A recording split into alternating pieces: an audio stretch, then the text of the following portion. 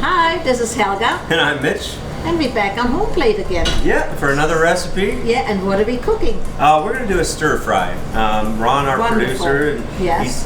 he asked me to do a stir fry. So this is something my father used to make. Yeah. And I think when we take a recipe, we always kind of vary it. We make it fit our own personality. Of course. So I like sweeter peppers. I find green peppers to be real sharp. Yeah. And he made a pepper steak with green peppers. He marinated the steak ahead of time with soy sauce, a little bit of Worcestershire, and some ginger, real strong, and garlic. So I did that the night before, and we've got some really nicely marinated beef right here. This is it's like a chuck roast, and I slice real thin. Slice it real thin. I like a little bit of the fat because the fat adds flavor. It makes flavor. Yes. So we're gonna turn it on the oven. We're gonna get this nice and hot. And this is I love cooking in a wok. It's really universal. You don't only have to cook Chinese in a wok. It's just a really good conductor. You can do a lot of things in a wok. Yes. Yeah, and it's big, you know, and it makes it really easy to cook. Feed an army. Yeah. Yes, you are. So I did want to show everyone how I tend to cut the peppers. Okay. When I cut a whole pepper, I cut it all the way down to the core on either side, and then pull it, and it breaks right out, so it's easier to cut. Yeah. And then really all you need to do is cut on the bias like this. Okay. Of course, get it all the way through there. Yeah. And all the way down the pepper. And that way you get uniform size, because when you're doing a stir fry, they cook the same. Yes, it's very important. Otherwise, you've got one vegetable that's mushy, and so we'll start with the steak, and we'll brown that, and just as it's getting finished, we'll bring it to the sides on the wok, and we'll put our vegetables in the middle. And then we finish it up with we're actually using sesame seed oil, and I love to use coconut oil. Now when you're frying fish, it's got a real high flash point, so this is not going to burn like butter and many other oils. Sesame seed oil. That's really good to know. Yes. Yeah, well, it is for those things that you want to cook like a tempura. You want it real crispy, but you don't want it to burn in your kitchen. Okay. And the sesame oil goes a really long way. I don't really think you need much more than just a little flavor. Okay. So we're just adding that for flavor. Okay. Now our wok is heating up. You can see it's a nice blue color in the bottom. It heats up really quick. We're going to take about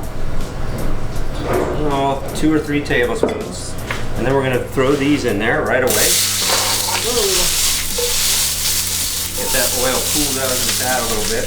Now I need your help with the rest of those peppers. Okay. Now this one I'll cut. And we'll get this one, the garlic off of there. And the rest of that can go right in. So the wok cooks really fast. Okay. There you Get go. that nice and glazed. Looks like I lost all over the kitchen floor. That'll happen in the kitchen. Unlike Julia, I won't pick it up and eat it. We're going to put this one, this is the last one. We're just going to cut that really fast. Okay. Get that in there. Now, the wok is a very hot cooking element. Yes, it heats up so fast. Yeah, amazing, huh? Yeah. We get that in there. Put that another top. We want these just like some of your recipes. We're going to get them a little translucent. And see, we're already getting a little brown on there. You just need to really keep them moving. Oh, yes, wonderful. See, I love stuff like this, but Wolfgang won't eat it.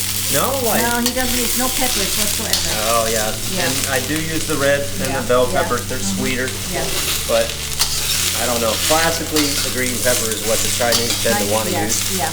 I don't know whether maybe they grew more green pepper. Yeah, I don't know. I think the bell pepper is more American. I like stuff like this, but like I said, he doesn't. But that's okay.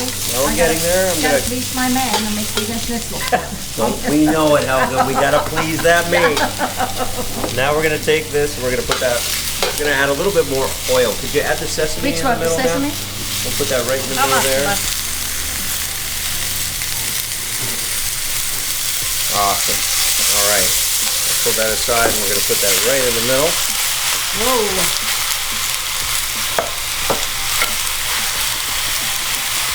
Like that feeds the army. Yeah. Well, that's the great thing about the wok. You can get the vegetables now on the cooler end of the wok, and you can start to brown your meat. And the meat goes fast too because it's so thin, you know, Yeah, it does. sliced. Yeah, and that's important. Yeah. See, the meat, like the vegetables, you should cut as thin and as uniform as possible. Yeah, same size. All right.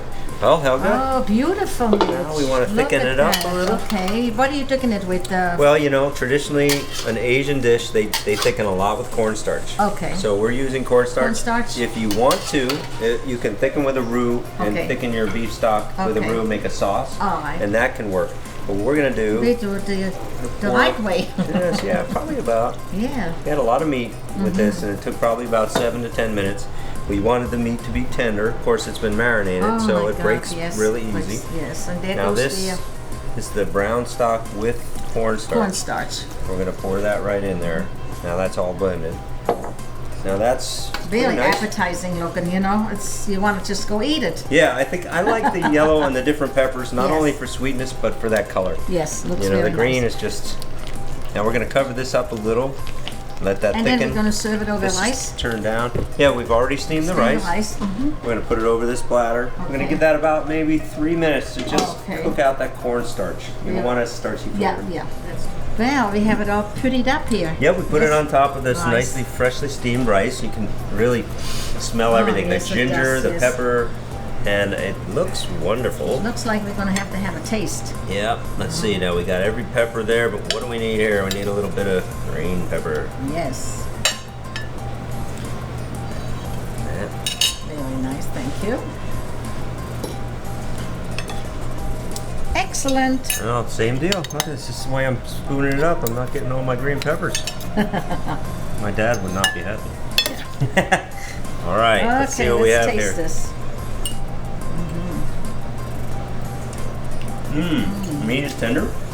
That helps to marinate the night before if you have the time. Very good. Pepper is good. And I didn't overdo it with the soy sauce. You have to be careful. You don't want things to be too salty. You can always add later. And a little bit of fat in the meat really comes out. You can pick a meat that's too lean.